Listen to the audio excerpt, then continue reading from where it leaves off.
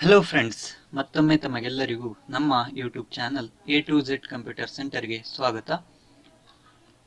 So friends, ಇವತ್ತಿನ ವಿಡಿಯೋದಲ್ಲಿ ನಾವು ತಿಳಿದುಕೊಳ್ಳೋಣ ಕಾರ್ ಟಿ 2020ನೇ ಸಾಲಿನಲ್ಲಿ ನಡೆದಂತಹ ಎಕ್ಸಾಮ್ನಲ್ಲಿ ಸೈಕಾಲಜಿ ಅಥವಾ ಶೈಕ್ಷಣಿಕ ಮನೋವಿಜ್ಞಾನ ಪ್ರಶ್ನೆ ಪತ್ರಿಕೆಯ ಕೀ ಆನ್ಸರ್ ಅನ್ನ ತಿಳಿದುಕೊಳ್ಳೋಣ. ಫ್ರೆಂಡ್ಸ್, ಇದುವರೆಗೂ ಎಲ್ಲೂ ಅಫಿಷಿಯಲಿ ಕೀ ಆನ್ಸರ್ಸ್ ಅನ್ನ ಎಲ್ಲೂ ಬಿಡುಗಡೆ ಮಾಡಿಲ್ಲ. ಹಾಗಾಗಿ ಇದು ಎಕ್ಸ್ಪೆಕ್ಟೆಡ್ ಕೀ ಆನ್ಸರ್ಸ್ ಮಾತ್ರ ಇರುತ್ತೆ. ಸೊ ಮುಂದೆ ಏನಾದರೂ ನಮ್ಮ ಎಕ್ಸ್ಪೆಕ್ಟೆಡ್ ಕೀ ಆನ್ಸರ್ಸ್ ಅಲ್ಲಿ ವೆರಿ ಆದರೆ ಅದನ್ನು ನಾವು ಅಪ್ಡೇಟ್ ಕೂಡ ಮಾಡ್ತೇವೆ. ಇದರಲ್ಲಿ ನಾವು ಕೇವಲ ಇಂಗ್ಲಿಷ್ ಅಥವಾ ಕೇವಲ ಕನ್ನಡದಲ್ಲಿ ಅಲ್ಲ, ಬದಲಿಗೆ ಎರಡರಲ್ಲೂ ಪ್ರಶ್ನೆಗಳನ್ನು ನಾವು ಡಿಸ್ಪ್ಲೇ ಮಾಡೋದಕ್ಕೆ ಪ್ರಯತ್ನ ಪಡ್ತೇನೆ. ಸೊ ಫ್ರೆಂಡ್ಸ್, ಇದುವರೆಗೂ ಈಗ ನಾವು ವಿಡಿಯೋ ಶುರು ಮಾಡೋಣ. ವಿಡಿಯೋ ಶುರು ಮಾಡೋಕ್ಕಿಂತ ಮುಂಚೆ ಇದುವರೆಗೂ ನೀವು ನಮ್ಮ ಯೂಟ್ಯೂಬ್ ಚಾನಲನ್ನು ಸಬ್ಸ್ಕ್ರೈಬ್ ಮಾಡಿಲ್ಲ ಅಂದರೆ ಇಲ್ಲಿ ಸಬ್ಸ್ಕ್ರೈಬ್ ಅಂತ ಏನು ಕಾಣಿಸ್ತಾ ಇದೆ ಇಲ್ಲಿ ನೀವು ನೋಡ್ಬೋದು. ಝೂಮ್ ಮಾಡ್ತೇನೆ. ಸೊ ಇದರ ಮೇಲೆ ಕ್ಲಿಕ್ ಮಾಡಿ ಸಬ್ಸ್ಕ್ರೈಬ್ ಆಗಬಹುದು. ಅದರ ಪಕ್ಕದಲ್ಲಿ ಒಂದು ಬೆಲ್ ಐಕಾನ್ ಕಾಣಿಸ್ತಾ ಇದೆ, ಅದರ ಮೇಲೆ ಕ್ಲಿಕ್ ಮಾಡಿ ನೋಟಿಫಿಕೇಶನನ್ನು ಆನ್ ಮಾಡ್ಕೊಳ್ಳಿ. ಇದರಿಂದ ನಿಮಗೆ ನಾವು ಅಪ್ಲೋಡ್ ಮಾಡುವ ಯೂಸ್ಫುಲ್ ವಿಡಿಯೋಸ್ನ ಎಲ್ಲ ನೋಟಿಫಿಕೇಶನ್ ಸಿಗ್ತಾ ಹೋಗುತ್ತೆ. ಓಕೆ, ಸೊ ಫ್ರೆಂಡ್ಸ್, ಇವಾಗ ವಿಡಿಯೋ ಶುರು ಮಾಡೋಣ. ಮೊದಲನೇ ಪ್ರಶ್ನೆ ಚೈಲ್ಡ್ ಡೆವಲಪ್ಮೆಂಟ್ ಆ್ಯಂಡ್ ಪೆಡಾಗಜಿಗೆ ಸಂಬಂಧಪಟ್ಟಂಥದ್ದು. So 61th question. According to Jean ಪಿಯಾಜೆ, development is a complex process involving. So ಇಲ್ಲಿ 4 ಆಪ್ಷನ್ಸ್ ಕೊಟ್ಟಿದ್ದಾರೆ. A maturity, B experience, C equilibrium and D social transformation. ಇದನ್ನು ನಾವು ಕನ್ನಡದಲ್ಲೂ ಕೂಡ ನೋಡೋಣ. ಪಿಯಾಜೆಯವರ ಪ್ರಕಾರ ವಿಕಸನವು ಒಂದು ಸಂಕೀರ್ಣ ಪ್ರಕ್ರಿಯೆಯಾಗಿದ್ದು ಈ ಅಂಶಗಳನ್ನು ಒಳಗೊಂಡಿರುತ್ತದೆ. ಸೊ ಈಗ ನೀವು ಆಪ್ಷನ್ಸ್ ಅನ್ನು ನೋಡ್ತಾ ಹೋಗಿ. ಸೊ ಫ್ರೆಂಡ್ಸ್, ಈ ಒಂದು ಪ್ರಶ್ನೆಗೆ 61ನೇ ಪ್ರಶ್ನೆಗೆ ಆನ್ಸರ್ ಏನಿದೆ, ಇದರಲ್ಲಿ ಸ್ವಲ್ಪ ಕನ್ಫ್ಯೂಷನ್ ಇದೆ. ಆಪ್ಷನ್ 1 ಅಥವಾ ಆಪ್ಷನ್ 2 ಇದಕ್ಕೆ ಆನ್ಸರ್ ಆಗಿರ್ಬೋದು. ಅಂದರೆ ನಿಮಗೆ ನಾನು ತೋರಿಸ್ತೇನೆ. ಸೊ ಇಲ್ಲಿ ನೀವು ನೋಡಿ, ಆಪ್ಷನ್ 1 ಎ ಮತ್ತು ಬಿ ಆಗಿರ್ಬೋದು, ಅಥವಾ ಆಪ್ಷನ್ 2 ಇವೆರಡರಲ್ಲಿ ನಮಗೆ ಸ್ವಲ್ಪ ಕನ್ಫ್ಯೂಷನ್ ಇದೆ. ಮೋಸ್ಟ್ ಪ್ರಾಬಬ್ಲಿ ಆಪ್ಷನ್ 2 ಏನಿದೆ ಅದು ಸರಿಯಾದ ಉತ್ತರ ಅಂತ ಅನಿಸುತ್ತೆ. ಸೊ ಇಂಗ್ಲೀಷಲ್ಲಿ ಕೂಡ ನಿಮಗೆ ಆಪ್ಷನ್ 1 ಮತ್ತು ಆಪ್ಷನ್ 2 ನಲ್ಲಿ ಕನ್ಫ್ಯೂಷನ್ ಇದೆ. ಮೋಸ್ಟ್ ಪ್ರಾಬಬ್ಲಿ ನಮಗೆ ಆಪ್ಷನ್ 2 ಏನಿದೆ ಬಿ ಸಿ ಡಿ ಅಂದರೆ ಆಪ್ಷನ್ 2 ಏನಿದೆ ಅದು ಸರಿಯಾದ ಉತ್ತರ ಅಂತ ಅನಿಸುತ್ತೆ. ಸೊ ನೆಕ್ಸ್ಟ್ ನಾವು ಮುಂದೆ ಹೋಗೋಣ. 62ನೇ ಪ್ರಶ್ನೆ. According to Kohlberg, the cognitive processes which play a major role in one's moral development are: Option 1 imagination and thinking, Option 2 thinking and reasoning, Option 3 reasoning and decision making, Option 4 thinking and concluding. ಇದನ್ನು ನಾವು ಕನ್ನಡದಲ್ಲಿ ನೋಡೋಣ. ಕೋಹಲ್ಬರ್ಗ್ನ ಪ್ರಕಾರ ಒಬ್ಬ ವ್ಯಕ್ತಿಯು ನೈತಿಕ ವಿಕಸನದಲ್ಲಿ ಪ್ರಮುಖ ಪಾತ್ರ ವಹಿಸುವ ಸಂಜ್ಞಾನಾತ್ಮಕ ಪ್ರಕ್ರಿಯೆಗಳು. ಆಪ್ಷನ್ಸ್ ನೋಡಿ. ಸೊ ಇದಕ್ಕೆ ಸರಿಯಾದ ಉತ್ತರ ಆಪ್ಷನ್ 3 ಕಾರಣೀಕರಿಸುವುದು ಮತ್ತು ನಿರ್ಧಾರ ಕೈಗೊಳ್ಳುವುದು. ಇಂಗ್ಲಿಷಲ್ಲಿ ನಿಮಗೆ option 3 reasoning and decision making ಅಂತ. ಓಕೆ, ಸೊ 63rd ಕ್ವಶನ್ ಈಗ ನೋಡೋಣ. The Indian Constitution makes clear the principle of non-discrimination, ಅಂದರೆ non-discrimination ಅಂತ ಕೊಟ್ಟಿದ್ದಾರೆ ನೋಡಿ, on the basis of gender. This guarantees the right, Option 1 to life and to security of life, Option 2 freedom, Option 3 to equality, Option 4 against exploitation. ಕನ್ನಡದಲ್ಲಿ ನೋಡೋಣ. ಭಾರತೀಯ ಸಂವಿಧಾನವು ಸ್ಪಷ್ಟೀಕರಿಸಿರುವ ಲಿಂಗಾಧಾರಿತ ನಿಷ್ಪಕ್ಷಪಾತ ಸಿದ್ಧಾಂತವು ಈ ಹಕ್ಕನ್ನು ಖಾತ್ರಿಗೊಳಿಸುತ್ತದೆ. ಆಪ್ಷನ್ 1 ಜೀವನ ಮತ್ತು ಜೀವನದ ಭದ್ರತೆಯ ಹಕ್ಕು, ಆಪ್ಷನ್ 2 ಸ್ವಾತಂತ್ರ್ಯದ ಹಕ್ಕು, ಆಪ್ಷನ್ 3 ಸಮಾನತೆಯ ಹಕ್ಕು, ಆಪ್ಷನ್ 4 ಶೋಷಣೆಯ ವಿರುದ್ಧದ ಹಕ್ಕು. ಸೊ ಇದಕ್ಕೆ ಆನ್ಸರ್ ಆಪ್ಷನ್ 3 ಸಮಾನತೆಯ ಹಕ್ಕು. ಅಂದರೆ ಇಂಗ್ಲಿಷಲ್ಲಿ ನಿಮಗೆ to equality. Option 3 is to equality is the right answer. So let's move. 64th question. The reading disability in children is also known as. Option 1 dysphasia, option 2 dysgraphia, option 3 dyscalcia and option 4 dyslexia. So ಇದಕ್ಕೆ ಕನ್ನಡದಲ್ಲಿ ನೋಡೋಣ. 64th question. ಮಕ್ಕಳಲ್ಲಿ ಕಂಡುಬರುವ ಓದುವಿಕೆಯ ನ್ಯೂನತೆಯನ್ನು ಹೀಗೆಂದು ಕರೆಯುತ್ತಾರೆ. Option 1 dysphasia, option 2 dysgraphia, option 3 dyscalculia and option 4 dyslexia. So ಇದಕ್ಕೆ ಸರಿಯಾದ ಉತ್ತರ ಆಪ್ಷನ್ 4 ಡಿಸ್ಲೆಕ್ಸಿಯಾ. ಇದು ನಿಮಗೆ ಓದುವಿಕೆಯ ನ್ಯೂನತೆಯನ್ನ ಏನು ಕಂಡು ಇಂಗ್ಲಿಷಲ್ಲಿ ನಿಮಗೆ ರೀಡಿಂಗ್ ಡಿಸೆಬಿಲಿಟಿ ಏನಿದೆ ಆಪ್ಷನ್ 4 ಡಿಸ್ಲೆಕ್ಸಿಯಾ ಆಗುತ್ತೆ. ಸೊ ಅದೇ ರೀತಿ ಡಿಸ್ಕ್ಯಾಲ್ಸಿಯಾ ಅಂದ್ರೆ ಕ್ಯಾಲ್ಕುಲೇಷನ್ ಅಲ್ಲಿ ಪ್ರಾಬ್ಲಮ್ ಏನಾಗುತ್ತೆ ಆ ಮಕ್ಕಳಿಗೆ, ಆ ಒಂದು ಡಿಸೆಬಿಲಿಟಿ. ಮತ್ತೆ ಡಿಸ್ಗ್ರಾಫಿಯಾ ಅಂದ್ರೆ ಗ್ರಾಫ್ ಅಂದ್ರೆ ನೀವು ಈ ರೀತಿ ನೀವು ನೆನ್ಪಿಟ್ಕೊಳ್ಬಹುದು. ಗ್ರಾಫ್ ಅಂದ್ರೆ ಬರವಣಿಗೆ ಅಂತ ನೆನ್ಪಿಟ್ಕೊಳ್ಳಿ, ಅಂದ್ರೆ ರೈಟಿಂಗ್ ಡಿಸೆಬಿಲಿಟಿ. ಡಿಸ್ಫೇಸಿಯಾ ಅಂದ್ರೆ PH ಅಂತ ಏನಿದೆ ಫೋನಿಕ್ಸ್ ಅಂತ ನಾವು ನೆನ್ಪಿಟ್ಕೊಳ್ಬಹುದು, ಅಂದ್ರೆ ನಿಮಗೆ ಮಾತನಾಡೋದಕ್ಕೆ ಏನ್ ಡಿಸೆಬಿಲಿಟಿ ಇರುತ್ತೆ, ಸ್ಪೀಕಿಂಗ್ ಡಿಸೆಬಿಲಿಟಿ ಅದು ಬರುತ್ತೆ. ಓಕೆ,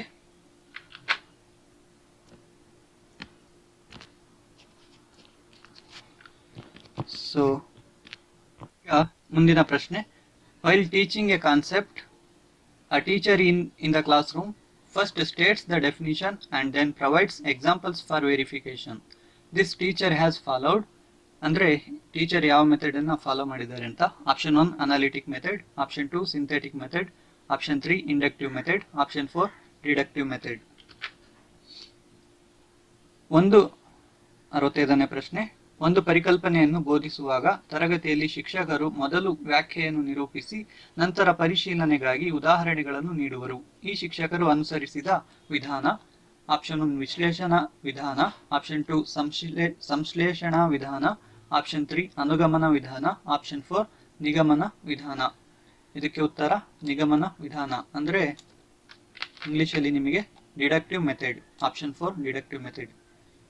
ಸೊ ಫ್ರೆಂಡ್ಸ್, ಈಗ ನಾನು ಆಪ್ಷನ್ಸ್ ಅನ್ನ ಹೇಳ್ತಾ ಹೋದ್ರೆ ವಿಡಿಯೋ ತುಂಬಾ ಲೆಂತಿ ಆಗುತ್ತೆ. ಸೊ ನಾನು ಆಪ್ಷನ್ಸ್ ಹೇಳೋದಿಲ್ಲ, ಡೈರೆಕ್ಟ್ ಆಗಿ ಆನ್ಸರ್ ಮಾಡ್ತಾ ಹೋಗ್ತೇನೆ.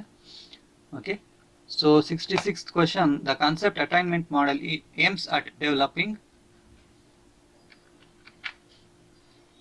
66ನೇ ಪ್ರಶ್ನೆ. ಪರಿಕಲ್ಪನೆ ಗಳಿಕೆಯ ಮಾದರಿಯ ಉದ್ದೇಶವು ಈ ಅಂಶವನ್ನು ಬೆಳೆಸುವುದಾಗಿದೆ. 66ನೇದು. ಇದಕ್ಕೆ ಉತ್ತರ ಆಪ್ಷನ್ 4 ಪರಿಕಲ್ಪನೆಯ ಗ್ರಹಿಕೆ, ಅಂದ್ರೆ ಆಪ್ಷನ್ 4 ಕಾನ್ಸೆಪ್ಚುಯಲ್ ಅಂಡರ್ಸ್ಟ್ಯಾಂಡಿಂಗ್ ಅಂತ. ಸೊ ಫ್ರೆಂಡ್ಸ್, ಇವಾಗ ಮುಂದೆ ಹೋಗೋಣ. 67th question. John Dewey in his books the school and society and democracy and education has emphasised the importance of. Options ನೋಡ್ಕೊಳ್ಳಿ. 67th ಕ್ವಶನ್ ನೋಡೋಣ ಕನ್ನಡದಲ್ಲಿ. ಶಾಲೆ ಮತ್ತು ಸಮಾಜ ಹಾಗೂ ಪ್ರಜಾಪ್ರಭುತ್ವ ಮತ್ತು ಶಿಕ್ಷಣ ಎಂಬ ತಮ್ಮ ಪುಸ್ತಕಗಳಲ್ಲಿ ಜಾನ್ ಡ್ಯೂಯಿ ಅವರು ಈ ಅಂಶದ ಪ್ರಾಮುಖ್ಯತೆಯ ಬಗ್ಗೆ ಒತ್ತು ನೀಡಿದ್ದಾರೆ. ಇದಕ್ಕೆ ಸರಿಯಾದ ಉತ್ತರ ಆಪ್ಷನ್ 3 ವ್ಯಕ್ತಿಗಳ ಸಾಮಾಜೀಕರಣ. ಓಕೆ, ಅಂದ್ರೆ ನಿಮಗೆ ಸೋಷಿಯಲೈಸೇಷನ್ ಆಫ್ ಇಂಡಿವಿಜುವಲ್ಸ್ ಅಂತ ಬರುತ್ತೆ ಆನ್ಸರ್. ಓಕೆ, ನೆಕ್ಸ್ಟ್ ಕ್ವಶನ್ ಹೋಗೋಣ. 68th question. The basic elements of thought are. ಇದರಲ್ಲಿ ಸ್ವಲ್ಪ ಕನ್ಫ್ಯೂಷನ್ಸ್ ಇದೆ. ಓಕೆ, ಆಲೋಚನಾ ವಿಚಾರಗಳ ಮೂಲ ಅಂಶಗಳು ಯಾವ್ದ್ಯಾವುದು ಅಂತ ಕೇಳಿದ್ದಾರೆ. 68th question. ಇದಕ್ಕೆ ನೀವು ಆಪ್ಷನ್ 1 ಮತ್ತೆ 68th ಕ್ವಶನ್ ಆಪ್ಷನ್ 4 ಸರಿಯಾದ ಉತ್ತರ ಆಗುತ್ತೆ. ಎ ಮತ್ತೆ ಬಿ ಮತ್ತೆ ಸಿ, ಅಂದ್ರೆ ಪರಿಕಲ್ಪನೆಗಳು, ಸಾಮಾನ್ಯೀಕರಣಗಳು ಮತ್ತೆ ಪ್ರತಿಬಿಂಬಗಳು. ಈ ಒಂದು ಆಪ್ಷನ್ ಏನಿದೆ ಇದು ಸರಿಯಾದ ಉತ್ತರ ಆಗುತ್ತೆ. ಸೊ ಅಂದ್ರೆ option 4 A B C. Concepts, ಜನರಲೈಸೇಷನ್ಸ್ and images. So 69th question. hypothetic deductive thinking develops in children during. ಮಕ್ಕಳಲ್ಲಿ ಕಾಲ್ಪನಿಕ ನಿಗಮನ ಆಲೋಚನೆ ವಿಕಸನಗೊಳ್ಳುವ ಅವಧಿ. 69th ಕ್ವಶನ್ಗೆ ಸರಿಯಾದ ಉತ್ತರ ಆಪ್ಷನ್ 1 ಔಪಚಾರಿಕ ಕ್ರಿಯಾ ಅವಧಿ. ಈಗ ಇದರಲ್ಲಿ ನೋಡೋದಾದ್ರೆ 69th question option 1 formal operation period ಅಂತ. Okay. 17th question, the process of collecting information from various instruments, critically analyzing the results and taking decision about students learning is known as. Option 1, sorry, options ನೀವು ನೋಡ್ಕೊಳ್ಳಿ.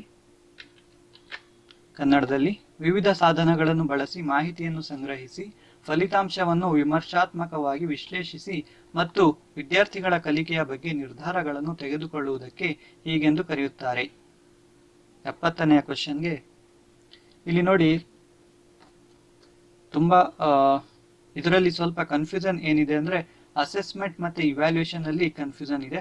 ಅಂದ್ರೆ ಇದಕ್ಕೆ ಉತ್ತರ option 2 ಮತ್ತೆ option 4 ಅಲ್ಲಿ ಬರ್ಬೋದು. Okay, ಯಾವುದು ಅಂದ್ರೆ ಆಪ್ಷನ್ 2 ಅಸೆಸ್ಮೆಂಟ್ ಮತ್ತೆ ಇವ್ಯಾಲ್ಯೂಯೇಷನ್, ಇವೆರಡರಲ್ಲಿ ಕನ್ಫ್ಯೂಷನ್ ಇದೆ. So 71th question, children with learning disability do not have so much of problem with language regarding. 71th question. So 71 71ನೇ ಪ್ರಶ್ನೆ, ಕಲಿಕಾ ನ್ಯೂನತೆ ಹೊಂದಿರುವ ಮಕ್ಕಳು ಭಾಷೆಗೆ ಸಂಬಂಧಿಸಿದಂತೆ ಈ ಅಂಶದ ಬಗ್ಗೆ ಹೆಚ್ಚೇನು ಸಮಸ್ಯೆ ಹೊಂದಿರುವುದಿಲ್ಲ. ಇದಕ್ಕೆ ಸರಿಯಾದ ಉತ್ತರ ಆಪ್ಷನ್ 1 ವಾಕ್ಯದ ರಚನೆ. ಸೊ ಇದಕ್ಕೆ answer option 1 sentence formation. 71. 72 question, in constructivist classrooms transformation occurs through emergence of new cognitive structures that result in. 72ನೇ ಪ್ರಶ್ನೆ, ರಚನಾತ್ಮಕ ತರಗತಿ ಕೋಣೆಗಳಲ್ಲಿ ನೂತನ ಸಂಜ್ಞಾನಾತ್ಮಕ ಸಂರಚನೆಗಳು ಆವಿರ್ಭವಿಸುವುದರ ಮೂಲಕ ಆಗುವ ಪರಿವರ್ತನೆಯ ಪರಿಣಾಮ.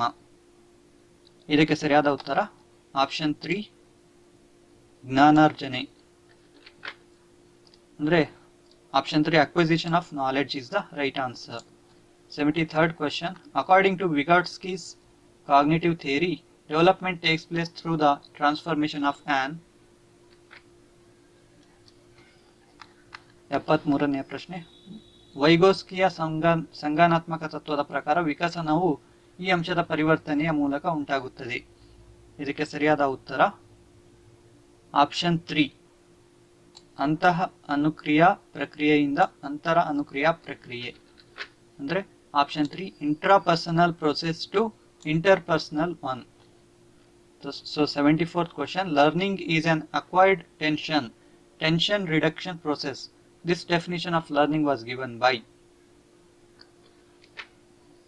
ಕಲಿಕೆ ಎಂದರೆ ಸ್ವಾಧೀನ ಪಡೆದುಕೊಂಡು ಆತಂಕ ಇಳಿಕೆ ಪ್ರಕ್ರಿಯೆ. ಕಲಿಕೆಯ ಈ ವ್ಯಾಖ್ಯೆಯನ್ನು ನೀಡಿದವರು. ಇದಕ್ಕೆ ಸರಿಯಾದ ಉತ್ತರ option 2 Thorndike. So answer is option 2 Thorndike. 75th question, the most important sign using behavior in children's development is. So again ಇಲ್ಲಿ ಕೆಲವರಲ್ಲಿ ಕನ್ಫ್ಯೂಷನ್ಸ್ ಇದೆ. So I think the answer is symbolic representation. Option 4 symbolic representation. 75th question ನೋಡೋಣ. ಕನ್ನಡದಲ್ಲಿ ಮಕ್ಕಳ ವಿಕಸನದಲ್ಲಿ ಅತ್ಯಂತ ಪ್ರಮುಖವಾದ ಚಿಹ್ನಾಧಾರಿತ ನಡವಳಿಕೆ. ಚಿಹ್ನಾಧಾರಿತ ಅಂತ ಅಂದ್ರೆ ನೀವು ಸಾಂಕೇತಿಕ ಪ್ರತಿನಿಧಿಸುವಿಕೆ, ಇದಕ್ಕೆ ಸರಿಯಾದ ಉತ್ತರ ಆಗಿರಬೇಕು. ಸೊ ಇಲ್ಲಿ ಕೆಲವರಲ್ಲಿ ಕನ್ಫ್ಯೂಷನ್ಸ್ ಇದೆ. ಸೊ ಏನು ಅಫಿಷಿಯಲಿ ಆನ್ಸರ್ ಏನು ಬರುತ್ತೆ ಆವಾಗ ನಾವು ಇದನ್ನು ಕೂಡ ಅಪ್ಡೇಟ್ ಮಾಡ್ತೇವೆ. Okay, so next 76th question, which of the following points are to be considered while framing multiple choice questions? ಅಂದ್ರೆ 76th question, ಸೊ ಬಹು ಆಯ್ಕೆಯ ಪ್ರಶ್ನೆಗಳನ್ನು ರಚಿಸುವಾಗ ಕೆಳಕಂಡ ಯಾವ ಅಂಶಗಳನ್ನು ಗಮನದಲ್ಲಿ ಇಡಬೇಕು. ಇದರಲ್ಲಿ ನೀವು ನೋಡಿ, ಪ್ರಶ್ನೆ ಸಮಂಜಸವಾಗಿರಬೇಕು, ಪರ್ಯಾಯಗಳು ಏಕರೂಪವಾಗಿರಬೇಕು, ಪರ್ಯಾಯಗಳು ವಿವಿಧ ಸ್ವರೂಪ ಹೊಂದಿರಬೇಕು. ಇಲ್ಲಿ ಒಂದು ಕನ್ಫ್ಯೂಷನ್ ಇದೆ ಆಪ್ಷನ್ 1 ಮತ್ತೆ ಆಪ್ಷನ್ 2ರಲ್ಲಿ. ಸೊ ಮೋಸ್ಟ್ ಪ್ರಾಬಬ್ಲಿ ಆಪ್ಷನ್ 2 ಏನಿದೆ ಅದು ಸೂಕ್ತ ಉತ್ತರ ಅಂತ ನಾನು ಅಂದ್ಕೊಳ್ತೇನೆ. ಸೊ ಇಂಗ್ಲಿಷಲ್ಲಿ ನೋಡೋಣ. Let's move. The item should be valid. ಇಲ್ಲಿ ನೀವು ಡಿಸ್ಕ್ರಿಮಿನೇಟರಿ ಅಂತ ಒಂದು ಬಿ ಆಪ್ಷನ್ ಅಲ್ಲಿ ಮತ್ತೆ ಸಿ ಆಪ್ಷನ್ ಅಲ್ಲಿ ಹೋಮೋಜಿನಿಯಸ್ ಏನಿದೆ ಅದು ಸ್ವಲ್ಪ ಕನ್ಫ್ಯೂಷನ್ ಆಗ್ತಿದೆ. Okay, So 77th question, the desire to become everything that one is capable of becoming and realize one's potential is the 77ನೇ ಪ್ರಶ್ನೆ, ಒಬ್ಬ ವ್ಯಕ್ತಿಯು ಏನೆಲ್ಲ ಆಗಬಹುದಾದ ಸಾಮರ್ಥ್ಯ ಹೊಂದಿದ್ದಾರೆಯೋ ಅದೆಲ್ಲ ಆಗುವಂತಹ ಅಪೇಕ್ಷೆ ಮತ್ತು ತನ್ನ ಅಂತಃಸತ್ವವನ್ನು ಮನಗಾಣುವ ಅವಶ್ಯಕತೆ. ಇದಕ್ಕೆ ಸರಿಯಾದ ಉತ್ತರ ಆಪ್ಷನ್ 4, ಸ್ವ ಯಥಾರ್ಥೀಕರಣ ಅವಶ್ಯಕತೆ. So 77th is answer 4, self actualization need. 78th question, the child's moral judgment is controlled by likes and dislikes of others at. ಈ ನೈತಿಕ ಹಂತದಲ್ಲಿ ಮಗುವಿನ ನೈತಿಕ ತೀರ್ಪು ಇತರರ ಇಚ್ಛೆಗಳು ಹಾಗೂ ಆ ಇಚ್ಛೆಗಳಿಂದ ನಿಯಂತ್ರಿಸಲ್ಪಡುತ್ತದೆ. ಇದಕ್ಕೆ ಸರಿಯಾದ ಉತ್ತರ ಆಪ್ಷನ್ 2, ಸಾಂಪ್ರದಾಯಬದ್ಧ ನೈತಿಕತೆ ಹಂತ. So the answer is option 2, conventional morality stage. So now 79th question, the strengths and weaknesses of students' learning can be best identified by using. 79ನೇ ಪ್ರಶ್ನೆ ಹೋಗೋಣ. ವಿದ್ಯಾರ್ಥಿಗಳ ಕಲಿಕೆಯ ಬಲಗಳು ಮತ್ತು ದೌರ್ಬಲ್ಯಗಳನ್ನು ಈ ಪರೀಕ್ಷೆಯ ಮೂಲಕ ಉತ್ತಮವಾಗಿ ಪತ್ತೆ ಹಚ್ಚಬಹುದು. ಇದಕ್ಕೆ ಸರಿಯಾದ ಉತ್ತರ, ಇಲ್ಲಿ ಒನ್ಸ್ ಅಗೇನ್ ಕನ್ಫ್ಯೂಷನ್ ಇದೆ ಕೆಲವರಲ್ಲಿ, ನೈದಾನಿಕ ಪರೀಕ್ಷೆಗಳು ಮತ್ತೆ ಮೌಲ್ಯಮಾಪನದಲ್ಲಿ. So answer is diagnostics test ಅನ್ನೋದು ಸರಿಯಾದ ಉತ್ತರ. ಅಲ್ಲಿ ನಾನು ಕನ್ಫ್ಯೂಸ್ ಆದೆ. So 80th question, which set of the following are some types of multiple intelligence? 80ನೇ ಪ್ರಶ್ನೆ, ಕೆಳಗಿನ ಯಾವ ಗುಂಪು ಬಹುವಿಧ ಬುದ್ಧಿಶಕ್ತಿಯ ವಿಧಗಳಾಗಿವೆ? ಇದಕ್ಕೆ ಸರಿಯಾದ ಉತ್ತರ ಆಪ್ಷನ್ 3, ಅವಕಾಶ, ಸಂಗೀತ, ಸ್ನಾಯು, ಸಂವೇದಿ. So answer is option 3, spatial, musical, kinesthetic.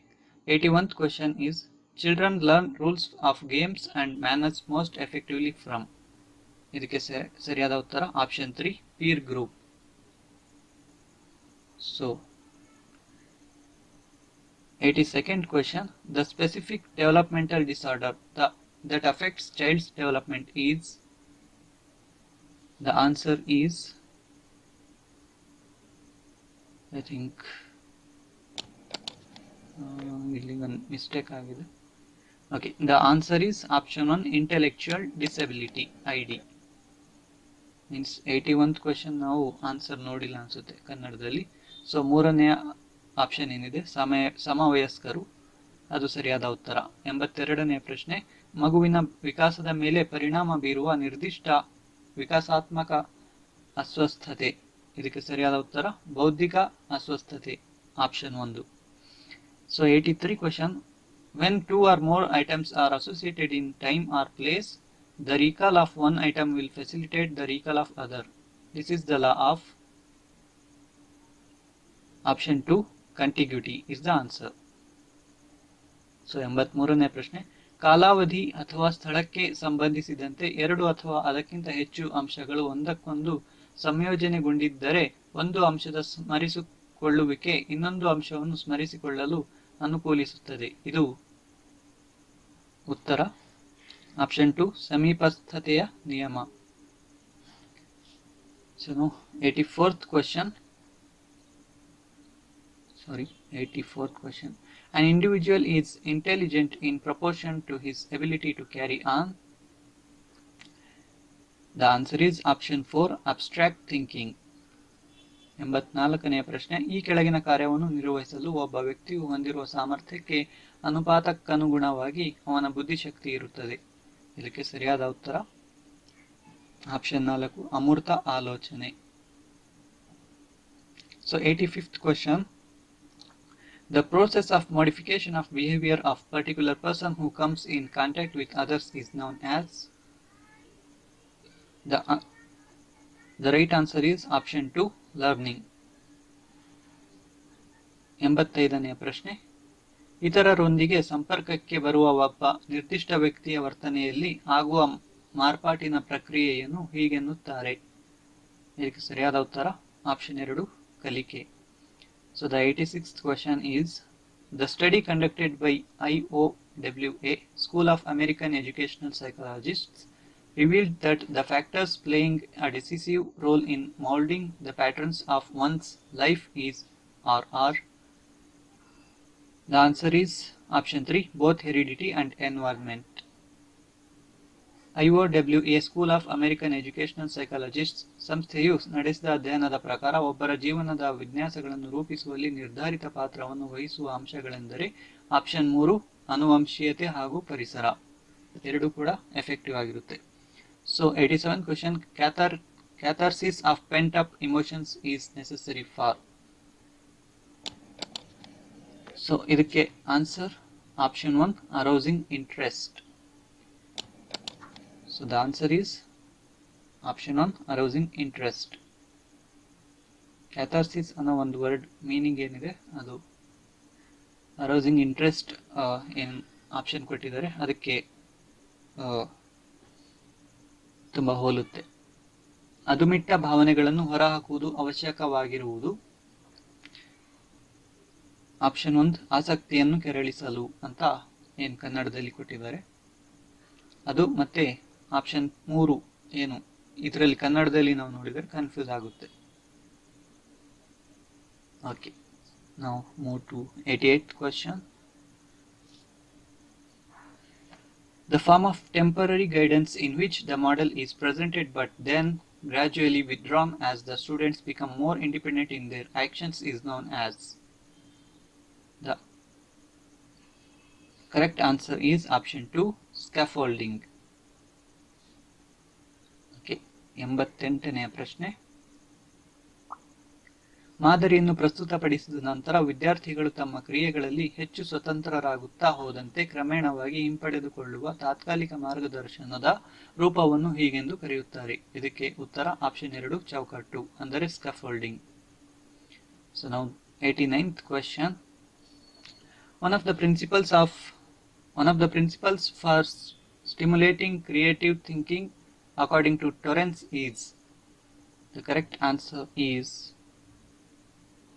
option 1 or option 2. The correct answer is option 1, treating imaginative unusual. 89ನೇ ಪ್ರಶ್ನೆ. ಟೊರೆನ್ಸ್ ರವರ ಪ್ರಕಾರ ಸೃಜನಶೀಲ ಆಲೋಚನೆಯನ್ನು ಉದ್ದೀಪನಗೊಳಿಸುವ ತತ್ವಗಳಲ್ಲಿ ಒಂದು. ಆಪ್ಷನ್ 1, ಊಹಾತ್ಮಕ ಅಸಾಧಾರಣ ಆಲೋಚನೆಗಳನ್ನು ಗೌರವಿಸುವುದು. So now the 19th question is, according to Jerome Bruner, the learning process in children follows three stages in this sequential order. Order ಕೇಳಿದರೆ ಇಲ್ಲಿ.